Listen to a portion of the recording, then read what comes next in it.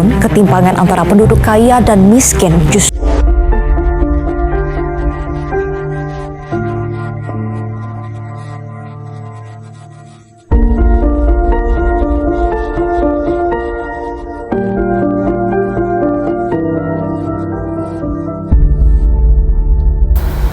Kesenjangan sosial merupakan isu yang selalu hadir dalam proses pembangunan di Indonesia dan masih relevan hingga saat ini. Salah satu bentuk kesenjangan sosial yang paling signifikan adalah ketimpangan akses pendidikan di berbagai daerah. Perbedaan kualitas dan ketersediaan pendidikan sangat terasa antara wilayah Indonesia bagian barat dan timur, wilayah perkotaan dan perdesaan, serta wilayah ekonomi yang penting dan wilayah pinggiran. Ketimpangan ini juga berdampak pada ketimpangan kualitas sumber daya manusia dan diperparah oleh rendahnya daya saing dan mobilitas sosial di wilayah-wilayah tertinggal. Persoalan-persoalan ini tidak dapat sepenuhnya dipahami hanya dengan menganalisis permasalahan sebagaimana menggunakan prinsip-prinsip ekonomi konvensional, terutama versi neoklasik, yang berasumsi bahwa pasar akan cenderung mencapai equilibrium optimum. Dalam kasus di Indonesia, asumsi tersebut paling terlalu sederhana mengingat sifat negara, budaya, sejarah, geografi, dan institusinya yang sangat beragam. Inilah mengapa pendekatan sejarawan sangat penting karena aliran pemikiran ini memandang perkembangan ekonomi sebagai konsekuensi dari sejarah suatu bangsa, nilai-nilai sosial yang berlaku, dan kerangka kerja kelembagaan masyarakat tertentu. Perspektif historis inilah yang ingin dimanfaatkan oleh video ini untuk menjelaskan ketimpangan pendidikan di Indonesia dan juga mengusulkan serangkaian kebijakan yang akan memperbaiki ketimpangan pendidikan di negara ini berdasarkan karya-karya para pemikir terkemuka dari aliran ekonomi historis. Lalu, Young Historical School kemudian menyoroti peran negara. Smoller melalui etika ekonomi menegaskan bahwa negara bertanggung jawab menjamin kesejahteraan termasuk pemerataan hak pendidikan terutama di wilayah yang tertinggal. Wagner dengan hukum Wagner menyatakan bahwa pertumbuhan ekonomi menuntut pentingnya belanja pemerintah pada layanan sosial dan pendidikan. Kemudian Brentano juga menekankan pentingnya pendidikan untuk meningkatkan kesejahteraan pekerja dan hubungan industri. Nah, pemikiran ini menunjukkan bahwa ketimpangan pendidikan adalah isu negara, bukan mekanisme pasar. Negara harus membuka akses pendidikan terutama di wilayah 3T. Pengaruh aliran ini tampak pada Veblen yang melihat bahwa kemajuan sumber daya manusia sangat ditentukan aspek sosial budaya, sehingga ketimpangan pendidikan juga bisa dipengaruhi nilai dan motivasi masyarakat. Commons menegaskan bahwa institusi hukum, organisasi sosial, dan mekanisme pembangunan serta dalam Old Historical School muncul beberapa pemikiran. Salah satunya Roscher. Ia mengatakan bahwa perkembangan ekonomi masyarakat terjadi melalui tahapan evolusi historis, yang artinya kondisi ekonomi dan pendidikan tidak terbentuk secara tiba-tiba, tetapi merupakan hasil proses bertahap yang dipengaruhi faktor sosial dan politik masa lalu. Kemudian ada Hildebrand, ia menekankan pentingnya pendekatan induktif berbasis data, serta peran moral dan institusi dalam perkembangan ekonomi.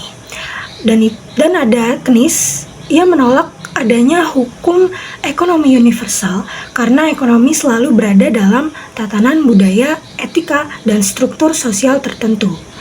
Kemudian pemikiran ini menunjukkan bahwa ketimpangan pendidikan di Indonesia lahir dari perbedaan institusi, budaya, dan struktur sosial yang terbentang panjang sehingga tidak bisa diatasi hanya dengan satu kebijakan yang seragam. Pengaruh aliran ini tampak pada Veblen yang melihat bahwa kemajuan sumber daya manusia sangat ditentukan aspek sosial budaya, sehingga ketimpangan pendidikan juga bisa dipengaruhi nilai dan motivasi masyarakat. Commons menegaskan bahwa institusi hukum, organisasi sosial, dan mekanisme pembangunan sangat menentukan keberhasilan pemerataan pendidikan, termasuk kualitas pemerintah, daerah, sosial, serta jaringan sosial. Ketimpangan akses pendidikan di Indonesia masih sangat terlihat jelas antara wilayah maju seperti Jawa dan Sumatera dengan wilayah tertinggal seperti pedalaman Kalimantan, Sulawesi bagian timur, NTT, Maluku, dan juga Papua. Perbedaan tersebut tampak dari jumlah guru yang bersertifikat, infrastruktur sekolah, akses internet, serta fasilitas dasar seperti listrik, laboratorium, dan juga perpustakaan. Sebagai contoh, Papua dan NTT sering dijadikan gambaran keterbelakangan pendidikan, di mana banyak wilayah yang memiliki jumlah guru bersertifikat masih sangat rendah, angka putus sekolah yang masih sangat tinggi, dan akses ke sekolah maupun konektivitas internet yang masih sangat terbatas. Kondisi ini sangat memperburuk ketimpangan antar generasi.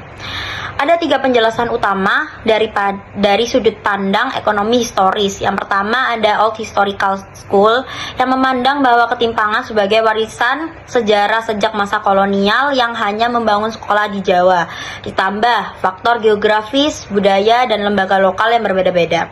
Yang kedua ada Young Historical School yang menilai ketimpangan muncul karena kurangnya peran negara, sehingga daerah terisolasi tidak mendapat dukungan pendidikan yang memadai.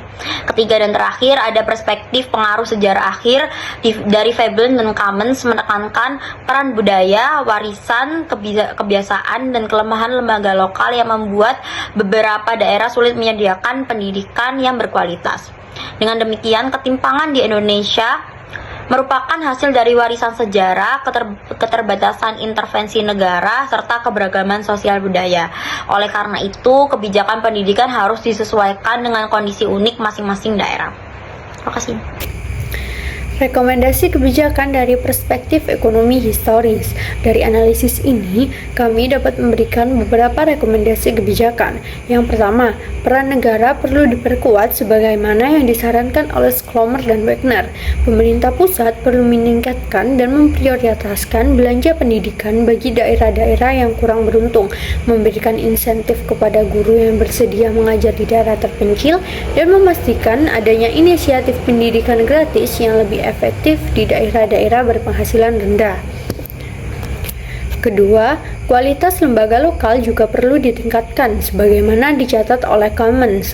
Hal ini dapat dicapai dengan meningkatkan kapasitas pemerintah daerah dalam mengawasi dan mengelola pendidikan, mengembangkan sekolah-sekolah yang berbasis pada praktik budaya lokal, dan mengintegrasikan tokoh masyarakat dan tokoh adat dalam pengembangan kurikulum yang relevan. Ketiga, sesuai hukum Wegner, pembangunan infrastruktur pendidikan termasuk penyediaan internet, listrik, dan teknologi di lokasi terpencil perlu adanya peningkatan. Pengembangan sistem pembelajaran secara hibrid atau jarak jauh menjadi salah satu alternatif untuk wilayah dengan hambatan geografis.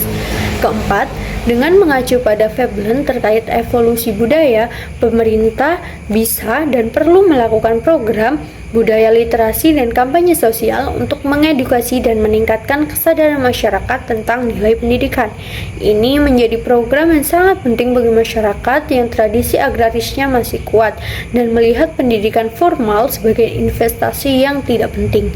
Kelima, sejalan dengan pendekatan induktif Hildebrand, seharusnya pendidikan membutuhkan kebijakan yang bersifat empirik dan merupakan hasil survei. Dengan survei pemetaan yang dilakukan akan lebih akurat.